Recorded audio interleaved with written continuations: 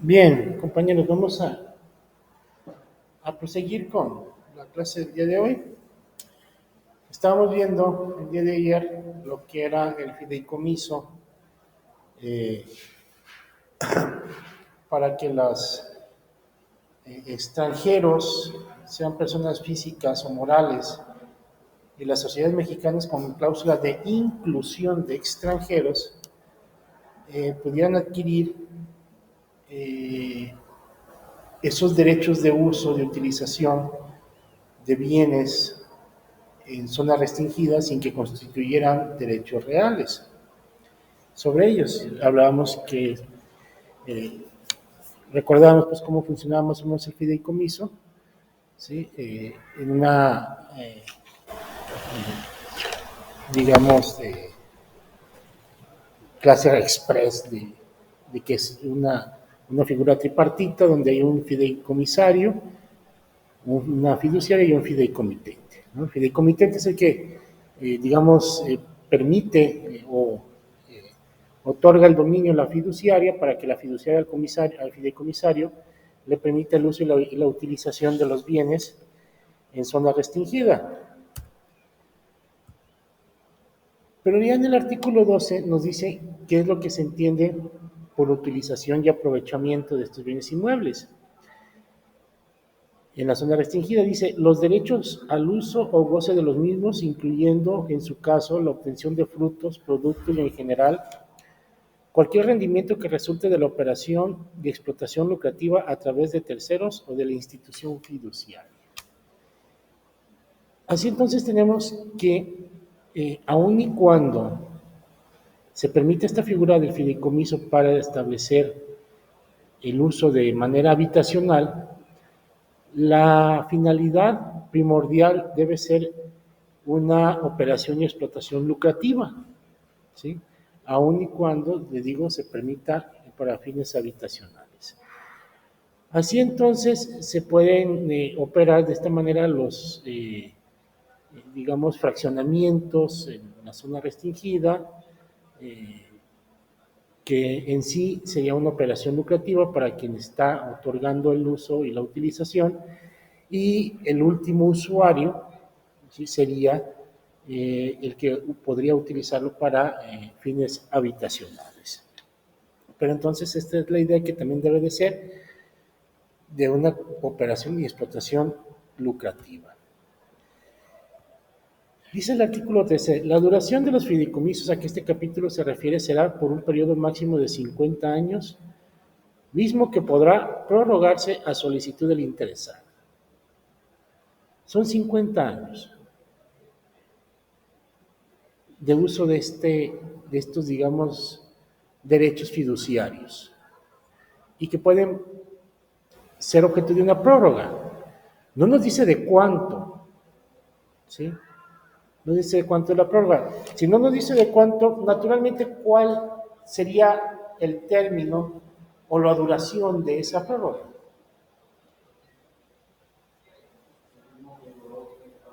Así es, del mismo término por el que se otorgó, se entiende que se puede prorrogar por otro término igual.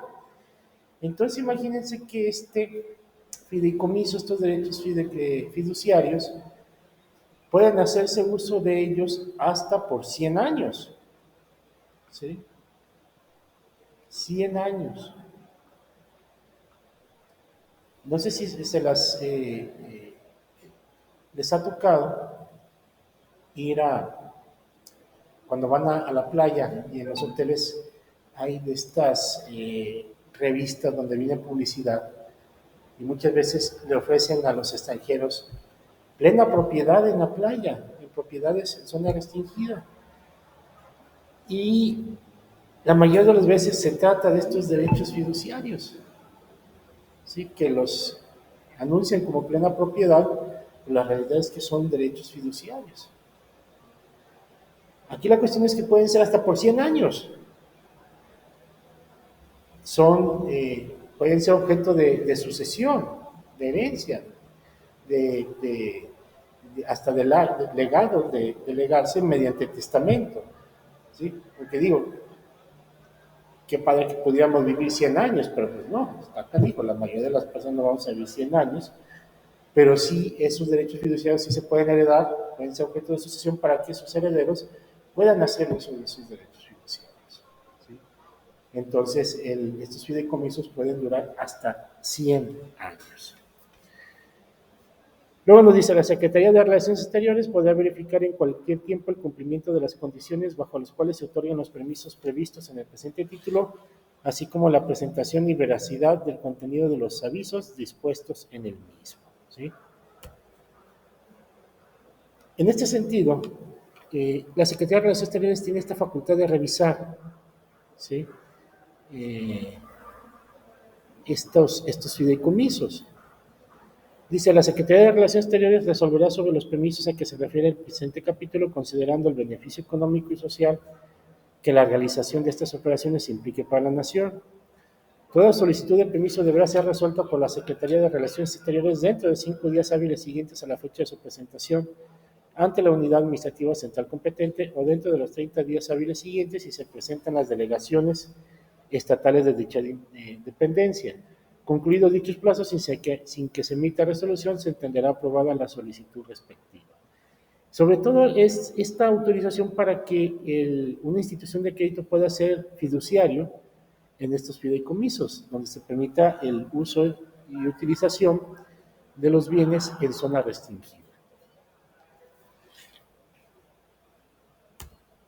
Bien, ¿dudas o preguntas? ¿No?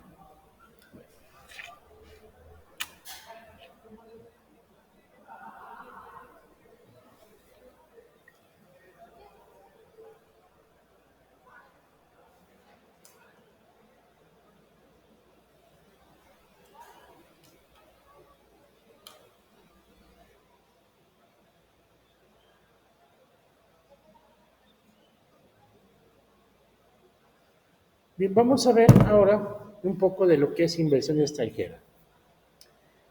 Ah, anteriormente, la inversión extranjera era una materia eh, que se cursaba en todo un semestre. Posteriormente pasó a ser un capítulo del programa de Derecho Internacional Privado,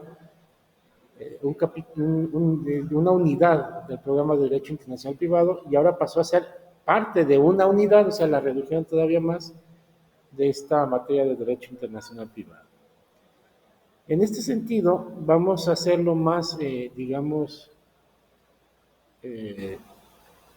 vamos a ver lo más rápido posible, porque en sí el contenido programático es grande.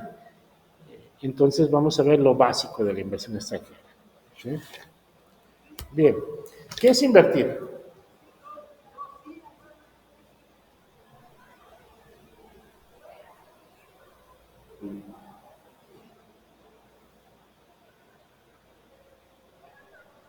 ¿Qué es invertir?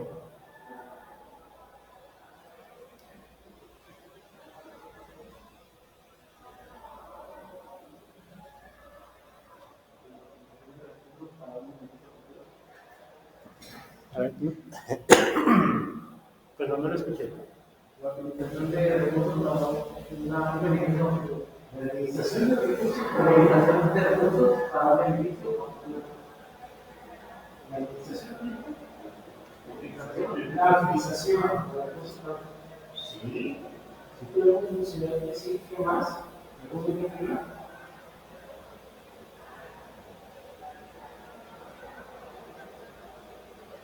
¿Qué es invertir?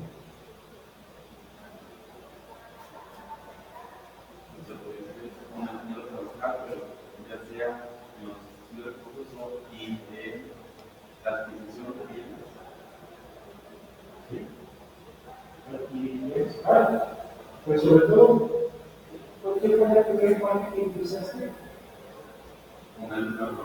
Poner el dinero acá. ¿Sí? Eso de poner el dinero acá es muy amplio, pero básicamente es gastar, utilizar, me parecía bien, pero en un momento determinado se puede, digamos, establecer que tanto el gasto como la utilización pues son sinónimos cuando se trata de, podemos utilizarlos como sinónimos, este, como tratándose de la inversión. Eh, Según la RAE, la Real Academia Española, invertir es gastar o colocar un caudal con la expectativa de generar una ganancia futura. ¿Sí? Aquí la RAE se va a lo que es la palabra caudal, que implica tanto dinero como bienes. ¿Sí? Es decir, la utilización de una riqueza, que puede ser en bienes o en efectivo, numerario, y es gastarla o colocarla con esa expectativa de generar una ganancia futura. ¿Sí? Eso podríamos decir que es invertir. ¿Sí?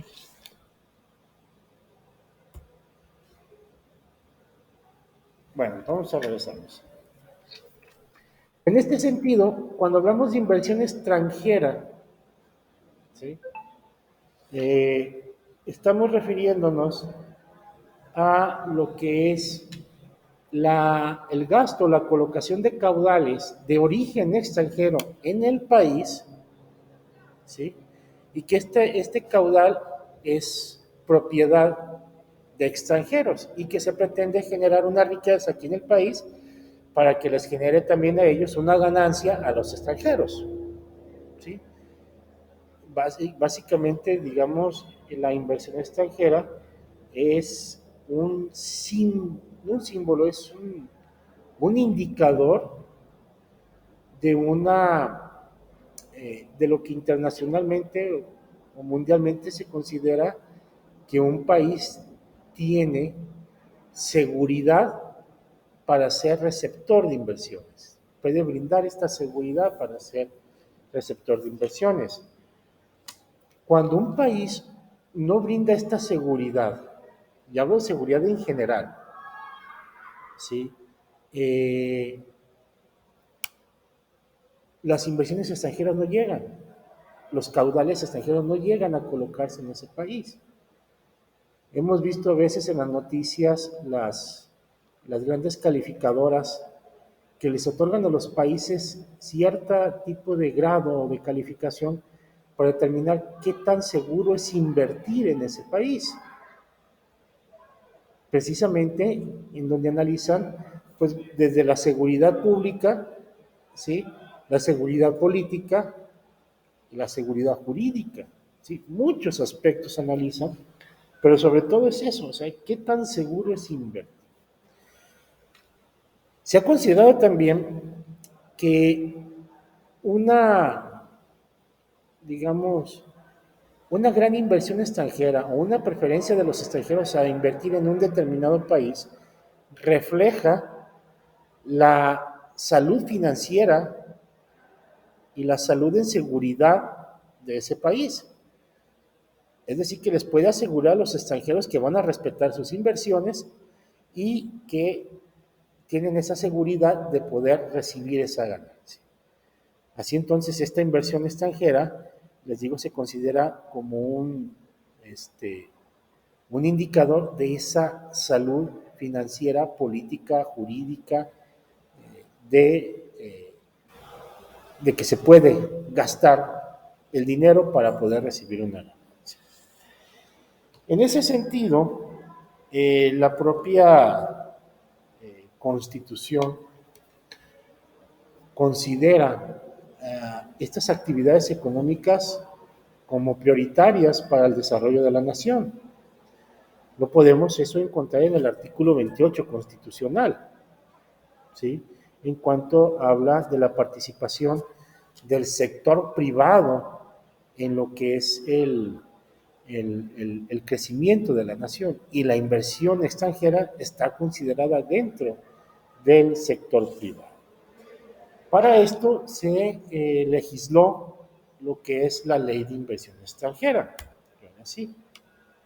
vamos a ver esta ley de inversión extranjera que vimos en una parte en lo que era el régimen de propiedad del extranjero en México, porque ahí es donde se regula precisamente, se establecen las reglas de cómo el extranjero puede participar en las inversiones en lo referente a los bienes inmuebles, ¿sí? Fuera y dentro de la zona restringida, establece las reglas, les está brindando, digamos, o está haciendo públicamente cuál es el tipo de seguridad jurídica que puede otorgar en las inversiones en referente a los inmuebles. Pero bueno, dice el artículo primero de la Ley de Inversión Extranjera. La presente ley es de orden público y de observancia general en toda la República. Su objeto es la determinación de reglas para canalizar la inversión extranjera hacia el país y propiciar que ésta contribuya al desarrollo nacional. ¿Sí? Si vemos el artículo 28 constitucional en cuanto a este concepto de la contribución al desarrollo nacional, nos habla de tres sectores: el sector público, el sector privado y el sector social, ¿sí? Que deben de contribuir al desarrollo nacional. La inversión extranjera está considerada dentro de lo que es el sector privado, ¿sí? Entonces, junto al sector privado, junto con el sector público y el sector social, deben de contribuir al desarrollo nacional. Y es así entonces que esta ley de inversión extranjera es una ley reglamentaria de este artículo 28 constitucional, porque viene a establecer las reglas de cómo el sector privado, precisado en lo que es la inversión extranjera, puede participar en o contribuir en este desarrollo nacional mediante estas actividades de invertir en territorio nacional, ¿sí? Entonces, sector público, sector social y sector privado. Bueno, de alguna forma nosotros sabemos a qué se refiere el sector público, ¿sí? ¿Cuál es el sector público?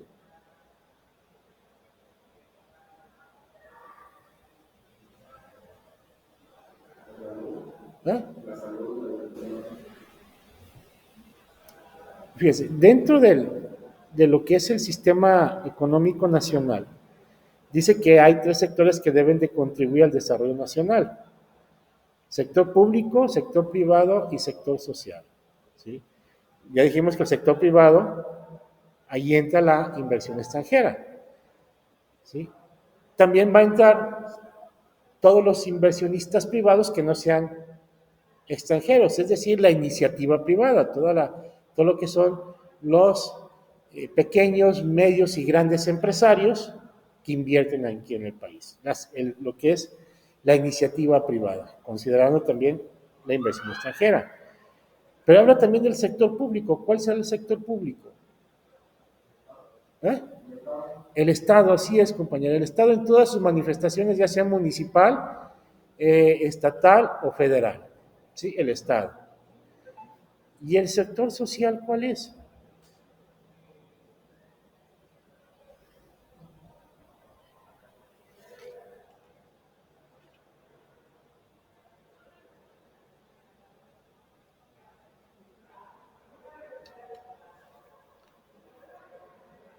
¿Alguien sabe cuál es el sector social?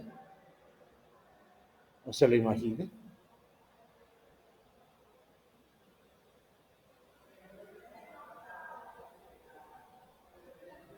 ¿No?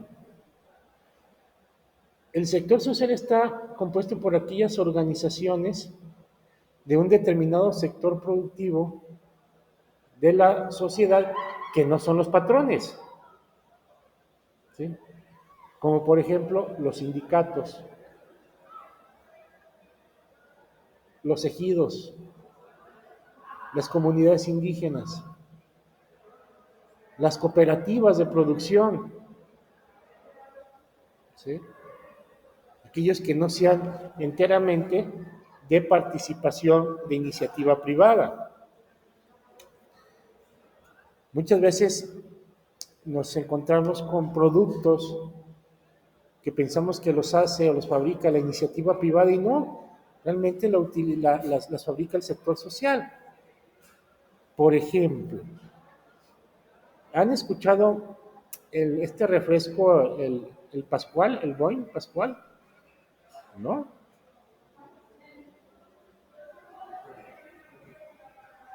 ¿No lo han visto o no lo han escuchado? ¿Sí? Esa es una cooperativa de trabajadores, el que la fabrica, ¿sí? Había un tequila muy bueno que se llamaba Regional, creo que ya no hay, ya no lo hacen. Y era una cooperativa de ejidatarios de Amatitán, tequila regional también, y se producía y eran los propios ejidatarios. Vamos a encontrar muchos tipos de cooperativas de producción, ¿sí? Que precisamente no son enteramente iniciativa privada, pero que generan procesos productivos y que se supone deben de contribuir al desarrollo nacional. ¿Sí? Bien, este, tengo que ir al departamento a firmar unos documentos. ¿Les parece si dejamos la clase hasta aquí por hoy? ¿Sí? Para ir a firmar unos documentos. ¿Sí? Bueno, ¿dudas o preguntas? ¿No? Sí.